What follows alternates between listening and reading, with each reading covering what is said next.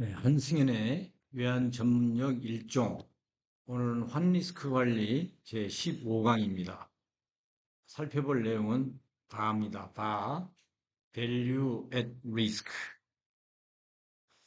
이 바라는 것이 뭐냐면은 우리가 이제 특정 포트폴리오, 뭐 외화가 됐든 뭐 주식이 됐든 어떤 그 자산 포트폴리오가 있을 거 아닙니까? 요 포트폴리오가 향후 일정 기간 동안에 특정 환율 수준에서 최대 손실 발생 가능액이 얼마일까? 이걸 측정하는 거죠. 그 worst expected loss라고 해서 내가 가지고 있는 재산이 과거의 어떤 그 환율이라든가 하여튼 가격의 통계의 움직임을 파악한 통계에 의해 봤을 때 그게 바탕에서 향후 일정 기간 동안 어떤 확률 수준에서 최대 발생 가능액은 얼마인가? 그걸 이제 따지는 거죠.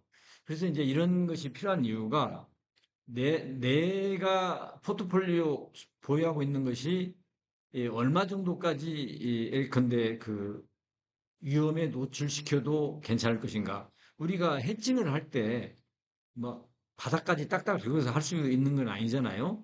때로는 뭐 이 정도 수준이면은 종래의 그 가격 변동성으로 봤을 때 허용할 수도 있겠다. 그냥 놔둬도 되겠다. 뭐 이런 걸 할 수 있는데 특정 한도를 넘어가면은 반드시 관리를 해줘야 된다. 왜냐하면 그게 무시할 수 없는 리스크가 될 것이기 때문에 그런 거죠. 그런 지표로 쓸 수 있는 게 이 바라는 겁니다. 바. Value at Risk. 일반 기업들에서 이렇게 하는 경우는 저는 거의 뭐 없다고 봐요. 저도 뭐 내용을 잘 정확하게 알 수도 없는 노릇이고, 다만 대형 은행이라든가 큰 투자 회사 등은 이런 도구를 이용해서 리스크 관리를 한다 그럽니다. 그러니까 여러분들은 그냥 참고로 그냥 알아두시면 돼요. 근데 우리가 이제 기업들이 거래처와 이제 외상을 줄 때도 그 외상 한도를 정하잖아요.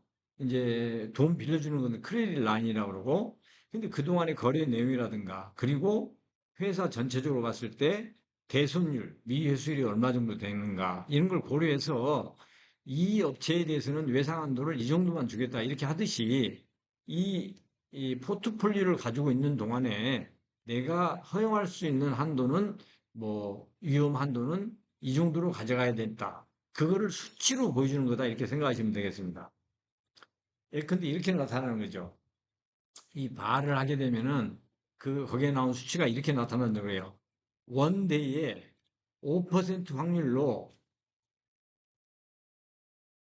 손해 볼 수 있는 최대 금액이 1밀리언이다. 이 말입니다.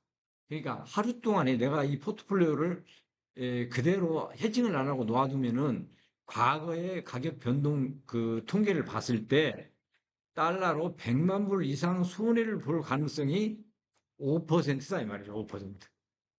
그러니까 지금 그건 무슨 말이냐면 100만 불 이내로 손실이 이렇게 에, 관리가 될 가능성이 가만 놔둬도 95%는 100만 불을 넘어가지 않는다 이 말이죠.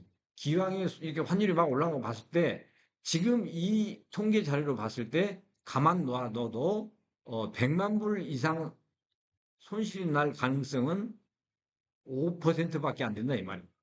95%는 100만 불 이내로 관리가 될 것이다. 이런 거죠. 근데 이제 이런 거죠. 과거 예를 들어서 3개월 동안에 환율 이렇게 해보면 이제 뭐 분산이 나올 것이고 저도 뭐 이런 거에 대해서 익숙지는 않지만 그다음에 표준 편차도 나오고 이러잖아요. 분산의 요거에 뭐 제곱이고 이런 우리가 이런 걸 이제 본 적이 있는데 공부한 적이 있는데 이 하는 수를 가지고 보면은 대체로 1표준 편차 상하 1표준편 이내는 68%가 여기에 다 속한다는 거죠. 이렇게 다 속한다는 거고, 2표준 편차에 하면은 95%, 그 다음에 3표준 편차를 하면은 약 98%가 다 들어간다는 거예요. 물론 여기 6시그마까지도 이제 이렇게 가기도 하는데, 그러면 이제 거의 100%다 들어가겠죠. 그러니까 특별히 예외적인 거 아니면 대부분 98% 이렇게 들어간다 이거죠. 근데 만약에 우리가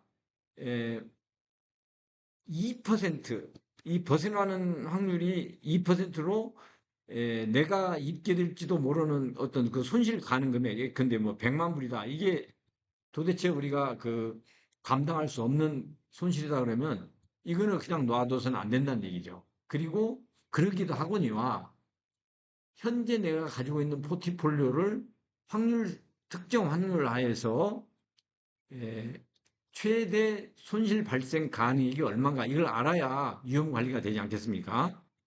이런 거죠. 만약에 롱 포지션을 갖고 있는 사람은 환율이 이렇게 올라가는 건 문제가 없는데 여기 떨어지는 게 이제 문제가 되잖아요. 여기 만약에 98%, 95% 확률로 이렇게 이제 그 벗어나는 거를 고려하려면 그럼 여기도 어, 여기하고 여기 합친 게 5%니까 여기 한 2.5%, 여기 여기 1%네요. 98이니까 1%, 여기 1% 이렇게 이제 되겠죠. 롱 포지션은 요게 이제 문제가 되는 거죠. 이 가격이 환율이 이렇게 올라간 걸로 본다면은 요 부분이 가지 않도록 잘 관리해야 된다는 거죠. 그러니까 여기에 떨어질 확률이 내가 최대한 손실 확률이 100만 불이다. 이게 내가 감당할 수 없는 수준이다. 그러면 반드시 이렇게 관리를 해줘야 된다는 얘기죠. 헤징도 하고. 그리고 또 그렇기도 하거니와 내가 가지고 있는 포트폴리오가 과거의 가격 변동 통계 자료로 봤을 때 향후 발생할지도 모르는 최대 손실 가능이 뭔가 이런 것도 이제 파악해 봐야 뭔가 그 어떤 그 자산 포트폴리오에 대한 평가도 이루어지게 되겠죠. 그런 의미에서 우리가 이 바라는 거를 이런 그 측정을 해서 평가하는 수단으로 삼는다. 이 정도만 알아두시면 될 것 같아요. 뭐 저도 뭐 이렇게 여러분한테 더 이상 시원하게 이렇게 설명해 드릴 수는 없고, 제가 공부한 바에 의해서 제가 이해한 방식으로 여러분께 알려드려 본 겁니다. 이 바에 영향을 미치는 것은 당연히, 익스포저가 크면 당연히 바가 높겠죠. 내 익스포저가 크면 향후 환율 변동에 의해서 내가 손실 볼 수도 있는 그 로스가 굉장히 이제 더 크게 나타나겠죠. 익스포저가 크면 클수록 이것도 크게 나타나겠죠. 그 다음에 볼루틸 변동성이 높으면 당연히 그 바도 높게 나타난다 이 말이죠. 그리고 노출 기간 아까는 원데이로 했는데 향후 뭐 원먼스다 이렇게 하면 노출 기간이 길어지는 거니까 당연히 바도 여기 커진다 이렇게 되는 거죠. 그래서 다시 말씀드리면 바라는 것은 내가 가지고 있는 포트폴리오가 과거의 가격 변동성으로 봤을 때 향후 특정 기간에